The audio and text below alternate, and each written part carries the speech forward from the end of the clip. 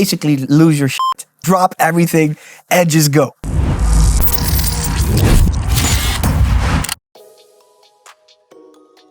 It's real. It's real. It's non-stage. It's non-fake. It is based on real people. It's based on real emotions. It's based about caring about each other, and it's real. You know, I'm approachable. I know a lot of the fans personally. I know sometimes what they go through, and I think that is part of life, connecting with other people. And music helps us to do that. They were full of contrast. For me personally, when the pandemic started, I think everybody got hit with like, oh my God, what's going on? Me included. At the time I was traveling South Africa, Australia, and actually already flying back from Australia with a mask. And when I got back in March 2020, basically everything went off the map for me touring-wise. So that really meant that everything was really, really getting serious. But I needed to stay busy for myself. Besides trying to make some new music, I was trying to fuel my label Bodywrmr with new music. Making remixes, but also working towards an artist album. But I didn't want to lock myself up only in the studio and to be secluded from my family. I have at that time a 1-year-old, and with my family, I also wanted to embrace that family time. However, I also didn't want to kind of go AWOL and just, be off the map. So I started with daily live streams, started doing those first on Instagram, and then quickly moved to Facebook, Twitter, Twitch, everywhere you could stream or you can actually stream it, then I would take a possibility to do that. That got a large following. And it was a lot of fun to do, especially in the beginning when things are new. That's with a lot of things. When they kind of originate, when they kind of happen, they are new, they fresh, and that's usually the coolest time you look back at. And so do I. At that time, I was also doing live streams for charity. Did live streams for the Tao Group, Care Fund, for UNICEF, and I did some of those extra to the daily streams that I did already. So everything was just completely like hands-on. It was just like, okay, I'm gonna do a stream today. I'm gonna just play and see what happens. Different styles of music. Didn't care if it was deep techno or progressive or trance or EDM or big room or even more extreme styles. Didn't matter. As long as it was fun, also for me to do and fun for the fans to watch. And I made 250 episodes like that, landing us at the end of 2020, where I got the opportunity to go to China to tour.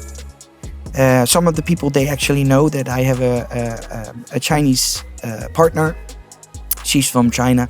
And together with our little girl, we got the opportunity to go to China. And after quarantine, starting a tour of half a year in China, which brought me to many cities in China that I haven't even seen before, for all of my touring life. So that was super interesting. It was super interesting to see how a huge country like China is dealing with a pandemic situation like that. Really, really interesting to see. I got to learn a lot from that as well. I got to see a lot of great, fantastic clubs, people having a great time, responding a lot to the new music as well. So in a way, it continued moving forward very slowly, really like turtle style, but it happened. After a half year, got back, everything kind of settled down, then we are already in the middle of 2021, and went to Egypt for a show, quick back and forth before heading to Mexico. Did a show there as well, and moving to America, where I was continuing my marquee residency, where I've been playing for over 10 years now, and I'm very, very proud of that, and I'm very happy about that as well. So moving around in America, seeing how America is dealing with everything, and just got back, a couple of weeks from that, as we are now, and I'm making a new tour in Canada and America again as well. So very long story short, I consider myself very, very, very lucky to be able to, continuously stay moving with touring here and there, pushing out a little bit of new music. Just got a new record out last weekend with alias on my own Bodywrmr label, which is doing really well. Also fueling the label with a lot of new talent, because the world is your oyster, right? So there's so much talent out there that I'm also trying to try to give a little bit of a platform, and let's just hope that the whole pandemic in a way gets to its end as soon as possible, so we can all pick up our lives again and start really moving forward, but for 100%. I'm very happy to be part of the Revealed Recordings family now. That's also where I'm doing my Bodywrmr label as well. So I'm doing releases for the main label as well as my own label, Bodywrmr, and like I just said, just got a new record out with alias called Kings. It's been in the works for 9 years. Can you believe it? 9 years. It was actually supposed to be released officially about 2 years ago. Well, then that's actually where everything kind of started happening, that we're a little bit still in the rest of the pandemic are. And I still have 2 brand new releases coming for this year. So at the end of November, we have a brand new release with a Belgian legend. His name is Jan Vervloed. His background goes to my early party days, like 1994, 95, 96, where he was also making music at that time already as Thunderball, and that is just a starting point in my life, and that I'm able to work with such a legend like that. It's amazing. He made a fantastic track back in the days called Drop It, and we kind of reformed that to something which is acceptable to nowadays standards, and I've been pushing that.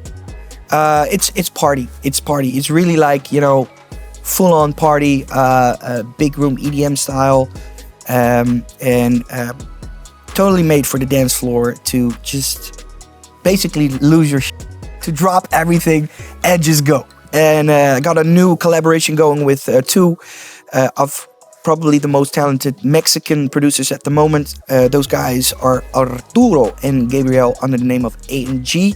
They're doing a lot. They're making a lot of noise right now on Armband, on Revealed, on basically every label, and they're super young, super talented guys. I already did a release with them called Firefly on Revealed, and we're gonna do a new one at the end of the year, and it's gonna be called Sink or Swim. And with that track, I actually kind of look back at where I come from.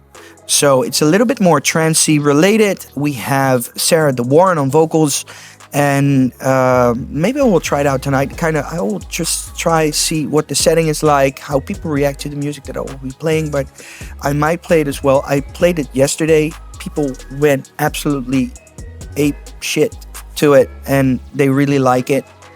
I'm really happy that I'm, in full control and able to do creatively everything that I want to do. If it's a commercial thing, if it's an EDM or a big room thing, if it's a vocal trance thing, it doesn't matter. If I feel like it, I can do it. And that's just a matter of how you walk into a studio, or how you want to start working on a new project. Is that, it's possible to do it. And that's what I really like of the situation that I'm in right now. Next year, 2022, end of March, brand new album. The name, I'm not gonna reveal it yet. I do have it. I'm in the end of the process of finishing up the whole album, so while touring, I've been sneaky road testing here and there some tracks and refining it over time. I've been working on that for 1.5 years, more or less. It's gonna be varied, obviously electronically based, all over the place. Probably a lot of the stuff what people would expect, but also some music that probably people will not expect. So that's gonna be the end of March 2020, and that's the calendar as it is, and as it looks right now musically.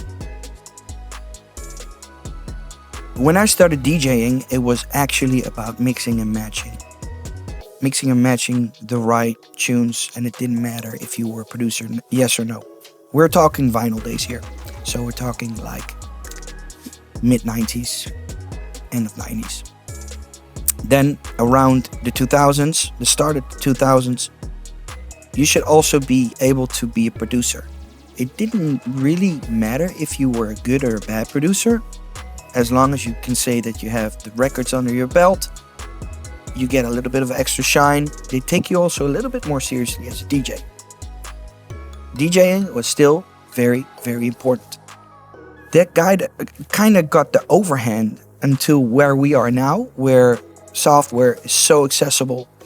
There's such a low threshold to become a producer, and actually people nowadays, they have to become a producer to become a DJ. Really funny short story. Yesterday, I was touring here in Canada. We go into the venue. We get stopped by the security. Like, okay, I don't know this guy. Okay, no problem. We just wait. And we start chatting really quick. And he says, yeah, I'm a DJ too. And I'm thinking like, okay, cool. Who's not a DJ nowadays? So we wait until we get, like verified and stuff. And my tour manager, he shows him some of the things that I've done over the years. And the guy says, oh, you're a verified DJ. Ah, okay. What does that mean? I have no idea. But maybe that's where we're going to, that you can be a DJ. You can be a verified DJ. You can be an artist. You can be a producer. Nowadays, because I want to go back to the original part of your question, what is most important is that you find a comfort for yourself where you want to be. If you want to be a producer, fine. Be a producer. Be the best producer you can be. Be original. Do something that other people are not doing. Go deep. Go far. Really know your equipment. Know what you want to do and try to get that out of your laptop even. You don't even have to have a whole studio. It's not about the kitchen. It's about the cook. That is really important. Be able to learn. I'm still learning every day of the week. And that's why I'm not doing master classes or courses, because I don't see myself as a master. I'm still learning. I don't know everything A to Z. I'm not classically trained. I'm not musically schooled. I learned myself everything from where I am now, and I'm still learning.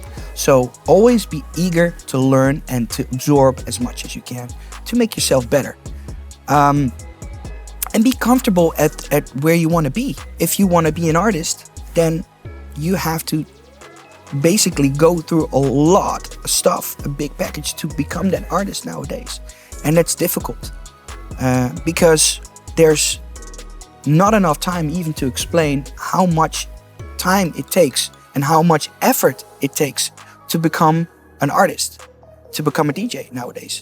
So with that, you have this impeccable, incredible competitive market of people making music all over the globe. That's something you have to keep in the back of your mind. And I just want to say, that with that, I'm super happy that there are so many people right now in making new music, in trying to find new ways, or going back to hardware where everybody went for software just to get an edge and to be special, to create that special sound that makes you you, and just be comfortable with that. That's the most important thing.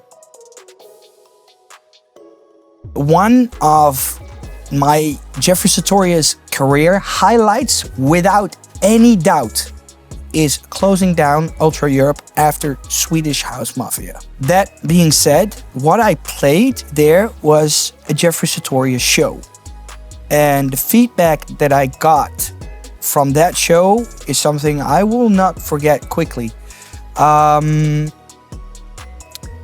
thing is that being fully in control of a crowd in order to what I want to play compared to all the music that I'm checking on a weekly basis is that my old alias was considered a trance artist, being a trance artist. And with Jeffrey Sutorius, that is not per se the case. If the crowd is feeling for a trance vibe, definitely I will curate to that. If it's not, I will not. And that's the freedom that I have and that I'm actually kind of exploiting right now with the shows. So also, even on tonight's show, I played some music that people will not expect on an older show of Jeffrey Sutorius under the different alias.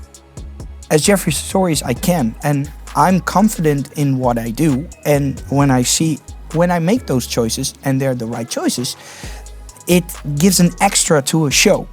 So, not that I'm going from A to Z electronically, that rhymes by the way, but I want to tap more into different genres than or trance only, or EDM only, or big room only. And there's so much to choose from. Because like I said before in the interview, there is so much talent out there. Some are already recognized, some are not, making amazing music. And I want to be able to support that too, even if it would not be fitting in a set that people would normally expect from me. You know what I mean? So that's the difference. The other difference is that when I started producing as Jeffrey Sutorius, one of the first things that I did is making a remix for Mayan featuring Icon. The track is called Cold Summer. And when I finished that, people could not grasp to put it in what kind of style, in what kind of genre. So people labeled that as electro prog pop, which is not a genre at all. And I was like, okay, well, if you guys see it like that, that's really cool, because then supposedly I made something unique that you cannot like really fit into a box. And that was kind of the creative start for me as Jeffrey Sutorius on a road to eventually what has to become the album next year. But obviously also tapping into, vocal stuff a lot. I love vocal stuff. But also instrumentals and also heart-raining stuff or more progressive type of stuff. That's what I really like from the creative side, being a producer, Jeffrey Sutorius, but this is also a little bit what you can expect with Jeffrey Sutorius shows. They're not specially curated for one type of audience. I think that's the near future right now. What you see, it's becoming a little bit of a trend, is that people are taking on different aliases to kind of tap into different markets and different genres. With Jeffrey Sutorius, I don't see the need to. I feel confident in what I do. And when people come to a Jeffrey Sutorius show, they will get a quality show no matter what type of music it will be. Well, the funny part is that a long time ago, I'm saying like maybe 12 years ago, I was doing a lot of A&R work for Europa Records, which was under the wings of Armada Music. And a lot of the artists that were featured back in the day, they were on Europa Records because of the A&R work that I did for the label. Obviously in cooperation with my partners, but definitely I had a lead in signing new talent to the label. In some cases that led to collaborations as well. And coming back from where I started as a DJ buying vinyl in a record shop, it's completely a long time ago, completely different perspective of how music was, how it sounded, but also, you know, how popular it was or how not popular it was, doesn't matter. Is that when I went to a record shop, I knew, and I still know, by listening to a single song for 10 to 15 seconds if I like it or not. And what am I looking for? That's a question I have to ask myself. I don't know. That is completely a feeling. It's not something I can put in words. I have to hear something that clicks with me, that can be a groove, that can be some kind of a synthesizer sound, it can be a vocal, it can be just a simple beat.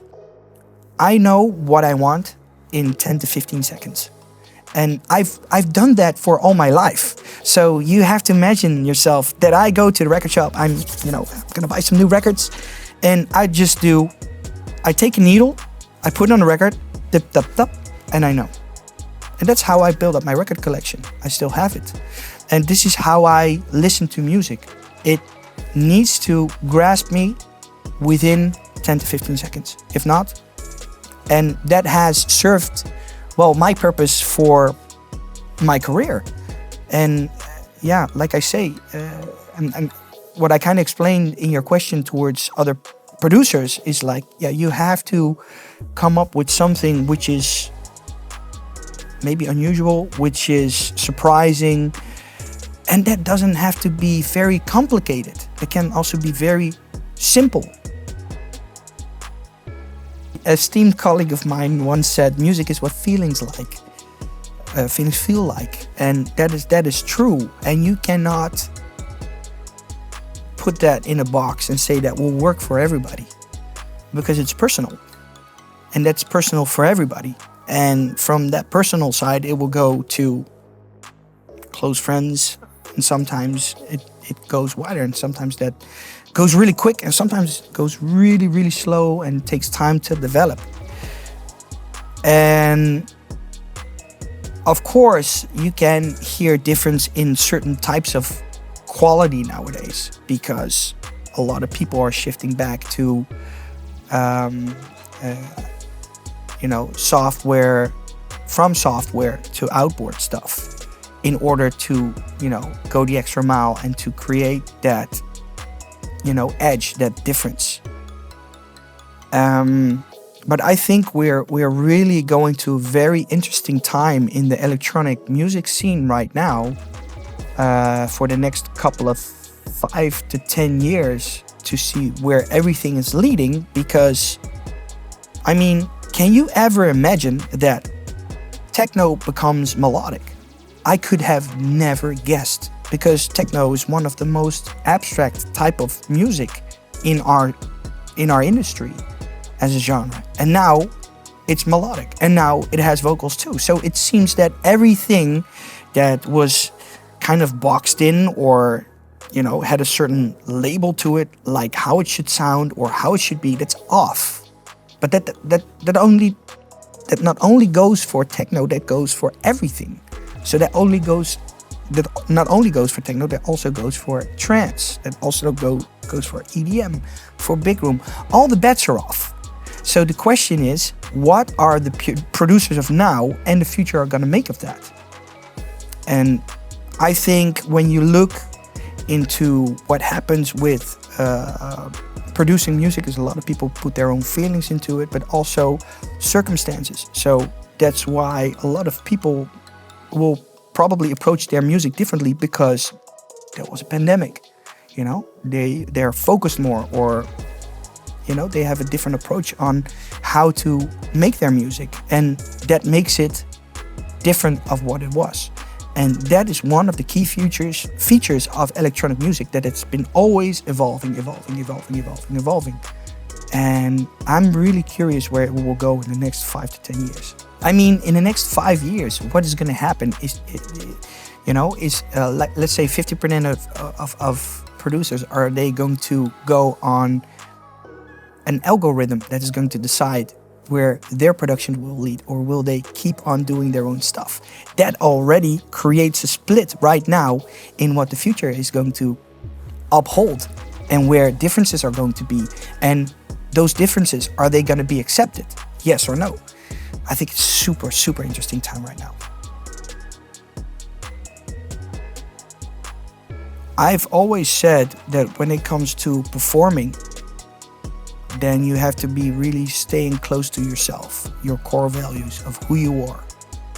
Don't portray to be something or someone who you are not. And that goes wrong for a lot of people. And it's actually what I saw a lot during many, many live streams in the COVID period, when a lot of people were, picking up a camera and started streaming. And I've said that a couple of times in interviews as well. Then you see forced acting. It's a different setting. So then you're an upcoming performer, or you're a well-known performer. And then you're not in front of a crowd, you're in front of a camera. And then you have to be all happy. Well, maybe you're not happy because you actually want to be in front of the crowd. But at the same time, maybe your phone is going down with all people on your social saying like, oh yeah, I really like this song, or I don't like that song. And it's still, you're just in a room there with your music. For me, as a performer, the music does the trick. It should be enough. The core of what things are, music. Music, sound, light. That should be in perfect sync with each other. Then you can have a great performance. If you are into the music, if you are just playing the music, and that's what you see a lot. Why? Because people have to make music to get known. If you get known, if you want to become professional, you need to become a DJ, and you have to. But do you really want to? And that is the question that a lot of people should ask themselves. Do I really want to? And let's be really honest. The other side, where do I come from? I'm a DJ at heart. My core is being a DJ. My core is not being a producer. People know that. I don't have to hide that. I'm really open and honest about that. And that's why I don't consider myself a core producer. I know I can help, I can assist, I can engineer. Can I do everything from A to Z? No, I can't. Does that matter? No, because I'm confident in what I do, with what I can produce, what I represent as a person, as an artist. Going back to the original part of your question. If you're on stage, you have to be happy with what you're doing and who you are. And that's not easy, because you get into different phases of emotion. What if you have to go on stage and you just heard that someone you dearly love passed away? What if you didn't have a lot of sleep and you actually feel like shit and people are all excited to see you on stage? Then it's gonna be forced acting. Or can you use a switch that makes you get into a different vibe to actually portray to the people what they're expecting from you from a show? And if you're a new upcoming artist, what are the people expecting from you? It's so difficult, because you need to make miles before people have an expectancy of you. If new producers go to do their first shows, do you know what the people are expecting? Maybe their first records, and then what? What is the upside? What is the extra? What is the extra value to being a new, fresh artist right now? It's really, really difficult. Do you need to play live instruments on stage? Do you need that creativity? Is that being requested from the industry right now? I don't know. I think people are asking a lot of, people are asking around a lot. What is the new thing? What is the next thing? Does there need to be a next thing? When it ain't broken, don't try to fix it. But sometimes, especially where the creative producing world meets an artist world, that's where you get a little bit of a friction there, because you have different things that are important. From the creative side, that it continues to move on and it stays creative and you have to keep up. From being an artist, you do not per se need to do that. You need to have a good show that you want to portray, where with what you are portraying, you are happy with that, but also connects to your fans. And I had an interview when I was in China, and they actually asked me, what do you think is the most important thing, the next most important step in the industry? And I think actually that is the development of artists by agencies. You know, are you going for a face? Are you going for a personality? Are you going for a producer? How do you know, those choices right now, they are going to be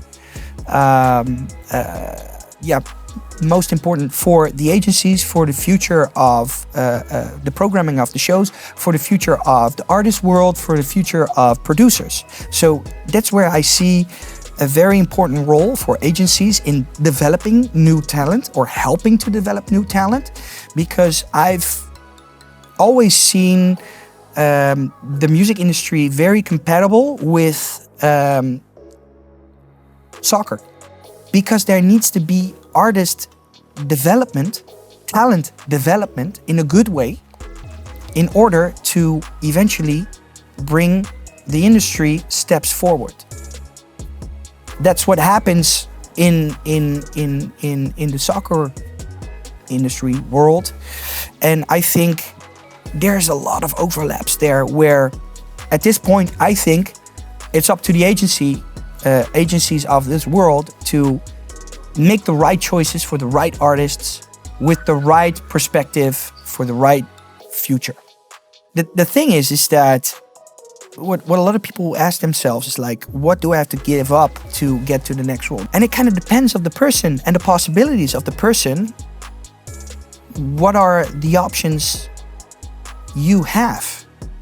And I get a lot of questions from also young upcoming artists like, hey, what should we do? What should we go for? If somebody's interested, should we go for that or shouldn't we go for that?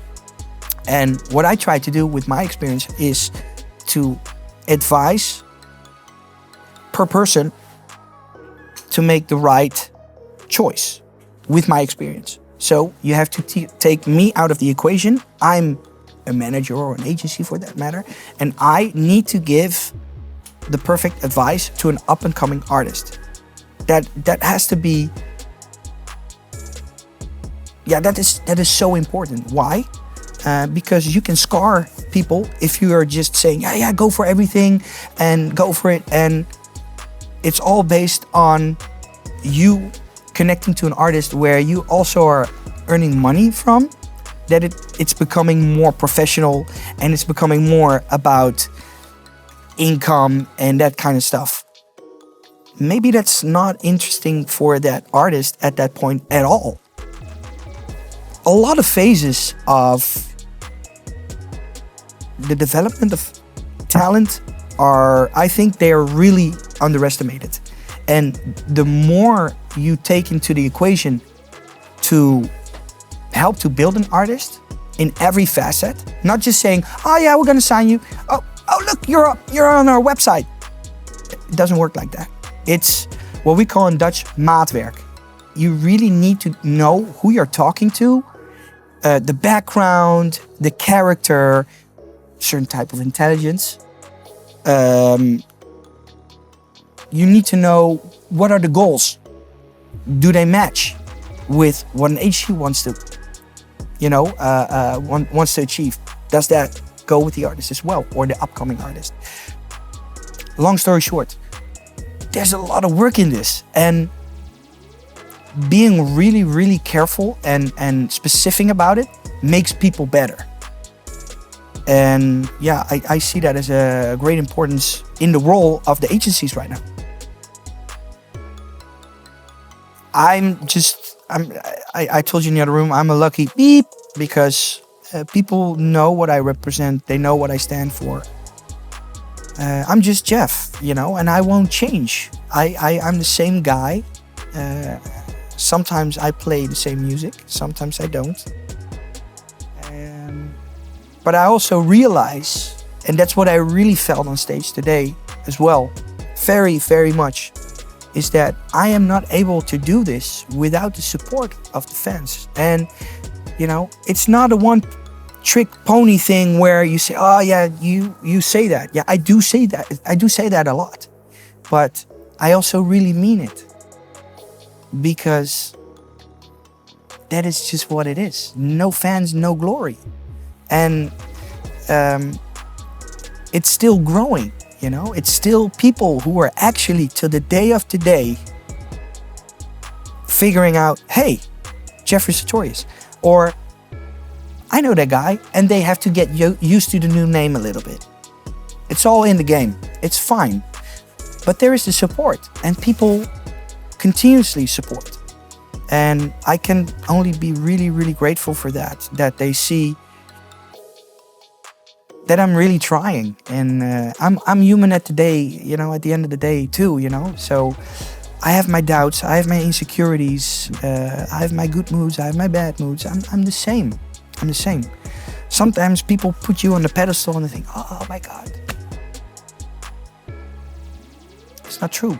People in the end are all the same, you know. So I don't see myself of any more importance than a fan. I will never step over fans. Never, never. Because they give me the possibility to do what I like so much. And it's like it's an army of love. It's you know, it's ever growing because people, they get to know me also because of them. And you know, like I said before, sometimes that grows really quick with like new releases coming out or an album or a certain tour somewhere. And sometimes that grows more steadily. That's just how it goes.